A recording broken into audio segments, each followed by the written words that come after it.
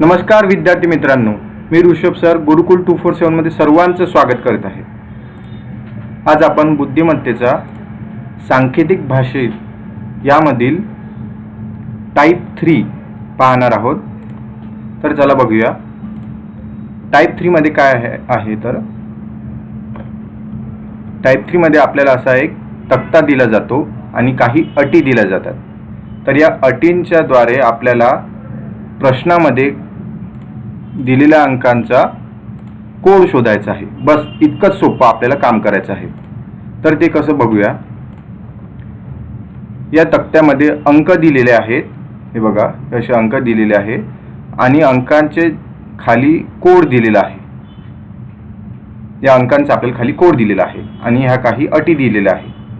तर आपल्याला याच्यात करायचं काय आहे माहिती आहे का? ह्या खाली प्रश्नांमध्ये जे अंक दिलेले आहे त्यांचे खाली 4 पर्याय दिलेले आहे आणि आपल्याला त्याचं डिकोड करायचं आहे। म्हणजे 4 पर्यायापैकी याचा आन्सर कोणते येत आहे हे आपल्याला शोधायचं आहे। त्यासाठी आपल्याला त्या अटींद्वारे आपल्याला ते सोडवायचं आहे। तर पहिली अट काय म्हणते हे बघून घेऊया आणि मग त्या अटींचा वापर कसा करायचा आहे हे मी तुमच्या सर्वांना समजून सांगतो। चला तर वाचूया।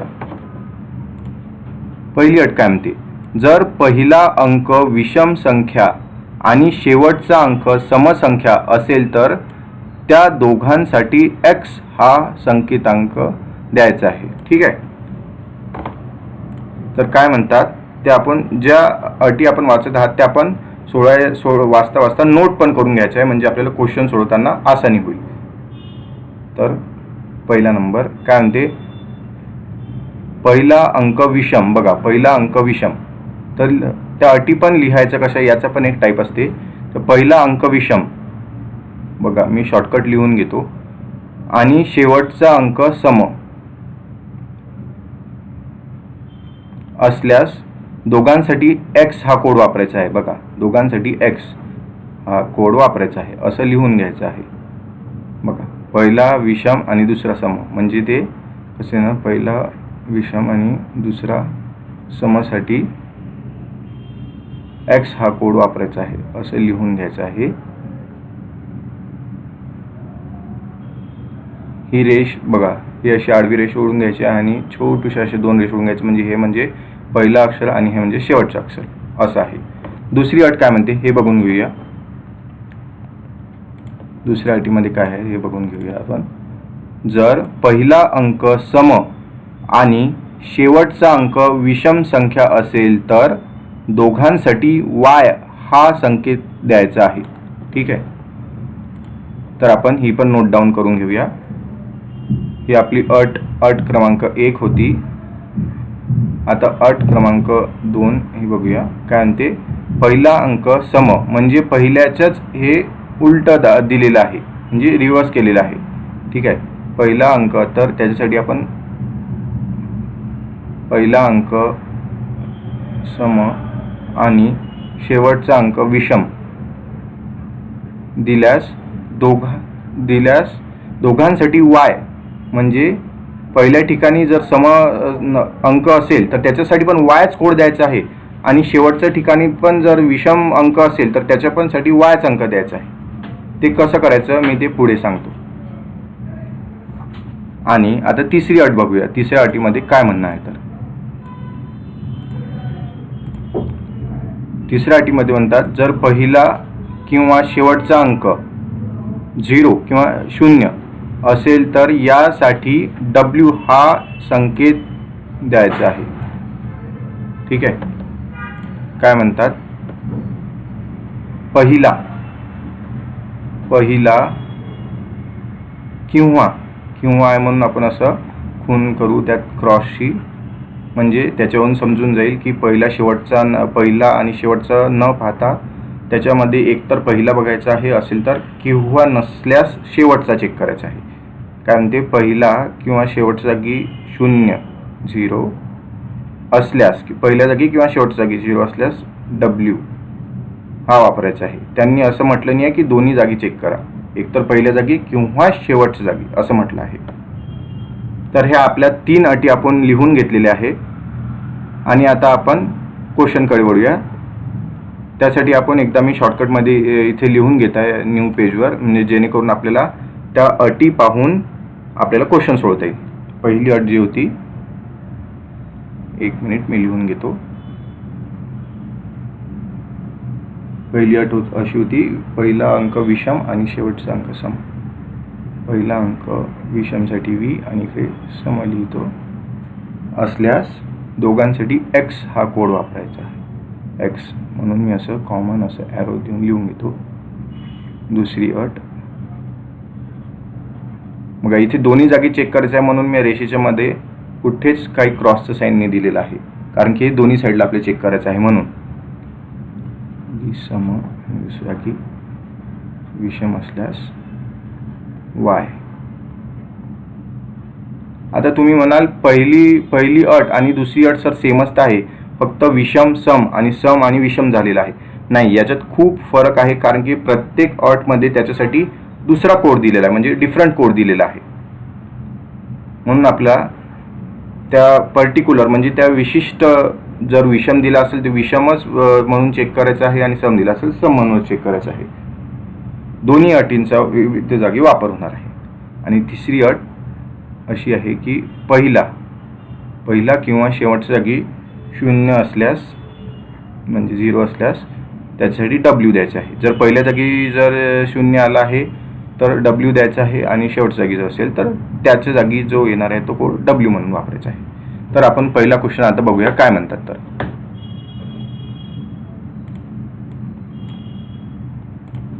पहिल्या क्वेश्चन मध्ये दिलेलं आहे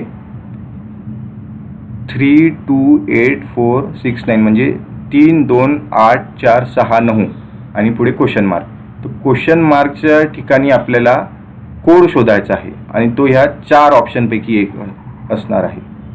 तर आपण आता आधी बघून घेऊया की याच्यावर कोणती अट लागू होते. आधी काय करायचं, पहिला अक्षर आणि शेवटचं बघून घ्यायचं. काय आहे तर दोन्ही पण विषम दिसत आहे. इथे आपल्याला कुठलं अशी दिलेलं आहे का, काय दिलेलं आहे, अट दिलेली आहे का दोन्ही जागी विषम आहे का, नाही, विषम सम आहे, सम विषम आहे, किंवा 0 0 ची आहे. तर आपल्याला इथे काय दिसत आहे, दोन्ही जागी विषम अशी संख्या दिसत आहे.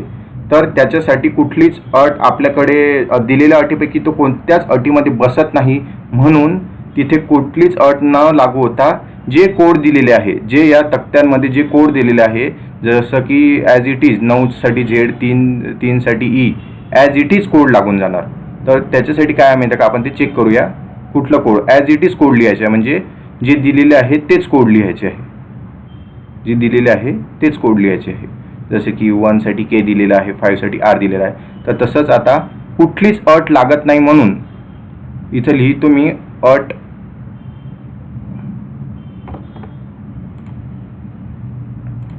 कोणतीच अट नाही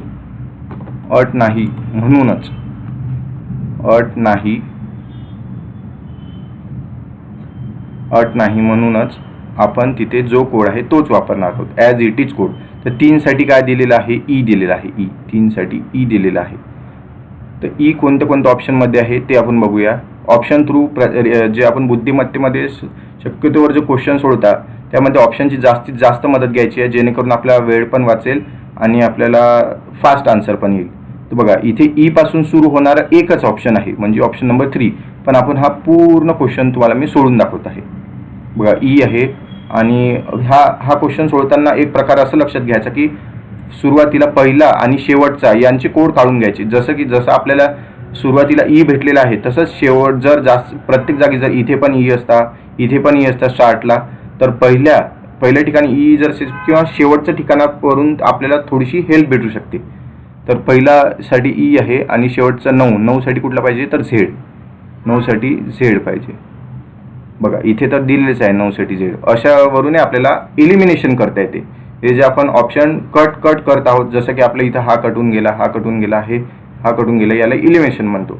बस असंच करायचं आहे. बाकी ज्याच्यासाठी जे आहे कोड दिलेला आहे ते लिहून घ्यायचे. 2 साठी B दिलेला आहे, 8 साठी N दिलेला आहे, आणि 4 साठी D दिलेला आहे, आणि 6 साठी T दिलेला आहे. तर EBNDTZ बघा हे ऑप्शन नंबर 3 मध्ये दिलेलं आहे. चला तर आता तुम्ही काय करायचं आहे, व्हिडिओ पॉज करून सर्व क्वेश्चन सोडून घ्यायचे आहे आणि मग आन्सर बघायचे आहे. चला तर प्रश्न क्रमांक 2 काय आहे तर हे आपण बघूया आणि कोणती अट लागत आहे त्याच्यात हे पण बघून घेऊया. काय आहे तर इथे आपल्याला सम विषम किंवा विषम समवाला असं दोघांपैकी काहीच दिसत नाही आहे. बघा दोघे इथे जर आपल्याला सम दिसत आहे तिकडे विषम नाही आहे, म्हणून आपल्याला आपली तिसरी अट ही फॉलो होत आहे, जी पहिल्या किंवा शेवटच्या जागी 0 असल्यास त्याच्यासाठी कोड W द्यायचा आहे. ठीक आहे, तर इथे 0 आहे तर 0च्या ठिकाणी आपल्याला Wच कोड द्यायचा आहे, पण 0चे इथे कोड काय दिलेला आहे, ओसाठी 0साठी J, जे न देता आपल्याला Wच द्यायचा आहे. बघा तर W येणारे पहिल्या आणि शेवटच्या जेचा W आहे, म्हणून आपण मधातले कट करून टाकूया आणि आता चेक करूया काय आहे. तर आपण इथून लिहून घ्या W, त्याच्यानंतर पहिल्या ठिकाणी काय 6 साठी काय कोड दिलेला आहे तर T असा दिलेला आहे. त्याच्यानंतर 3 साठी काय दिलेला आहे तर E दिलेला आहे, E. 1 साठी काय दिलेला आहे तर K दिलेला आहे आणि K दिलेला आहे आणि त्याच्यानंतर 4 साठी दिलेला आहे D, 2 साठी दिलेला आहे B. झालं कंप्लीट. आणि 0 साठी तर W आहे. हे ऑप्शन जिथे असेल तिथे आपला आन्सर आहे, म्हणजे TEKDBW म्हणजे ऑप्शन नंबर 1. इथे काय कोणती अट लागू झालेली आहे ते मी इथे लिहून ठेवत आहे. तिसरी अट इथे लागू झालेली आहे. चला तर आता तिसरा क्वेश्चन बघूया काय म्हणतात. तर याच्यात तिसरी अट लागू झालेली आहे ते मी एक मिनिट लिहून ठेवतो. आता नेक्स्ट तिसरा क्वेश्चन काय म्हणत आहे तर ते बघूया. याच्यात आपण सर्वात आधी चेक करूया पहिला आणि शेवटचा अंक काय येत आहे. पहिला आणि शेवटचा अंक काय येत आहे हे आपण चेक करून घेऊया, की जेणेकरून आपल्याला मदत होईल. काय आहे 6 आणि 8. इथे पण आपल्याला दोन्ही जागी सम असेच दिसत आहे, म्हणजे इथे पण कुठलीच अट लागू होणार नाही, म्हणजे जे कोड दिलेले आहे ते ॲज इट इज लिहून घ्यायचे आहे. 6चा जो असेल तो लिहून घ्यायचा आहे. आता 6 साठी काय दिलं आहे T दिलेलं आहे. 4 साठी काय दिलेलं आहे तर D दिलेलं आहे. 0 म्हणजे 0 साठी काय दिलेलं आहे तर J दिलेलं आहे. त्याच्यानंतर 5 साठी काय दिलेलं आहे तर R दिलेलं आहे. 9 साठी काय दिलेलं आहे, 9 साठी तर Z दिलेलं आहे. आणि 8 साठी काय दिलेलं आहे तर N दिलेलं आहे. मग आता हे जिथे असेल ते आपला आन्सर राहील. काय आहे TDJ RZN बघा पहिल्याच ठिकाणी दिसत आहे आपल्याला हे. ओके, तर आपण आता पुढचं बघूया. इथे पण आपण दुसऱ्या तिसऱ्या ह्याच्यात कुठली अट नाही लागू आहे हे लिहिलेलं आहे. आता चौथं बघूया. चौथ्या ह्याच्यात काय आहे तर पहिला आणि शेवटचा कधी पण आपल्याला चेक करायचा आहे अट पाहण्यासाठी. पहिल्या ठिकाणी 8 आहे आणि शेवटच्या ठिकाणी 1 आहे. तर इथे आपली अट क्रमांक 2 हे दिसत आहे, म्हणजे पहिल्या ठिकाणी सम आणि शेवटच्या ठिकाणी विषम असल्यास दोघांचे कोड म्हणून Yच वापरायचे आहे. काय करायचं आहे, पहिल्या ठिकाणी सम आणि शेवटच्या ठिकाणी विषम असल्यास Y वापरायचे. बघा इथे सम काय बरं आहे तर हे 8 आहे, विषम काय बरं आहे ते इथे 1 आहे असं. तर दोन्ही ठिकाणी आपल्याला Y सुरुवातीला आणि शेवटी असं Y लागणार आहे. आणि जे कोड आहे 9 साठी काय दिलेलं आहे तर Z म्हणून दिलेलं आहे. 3 साठी काय आहे तर E आहे. 5 साठी काय आहे तर R आहे.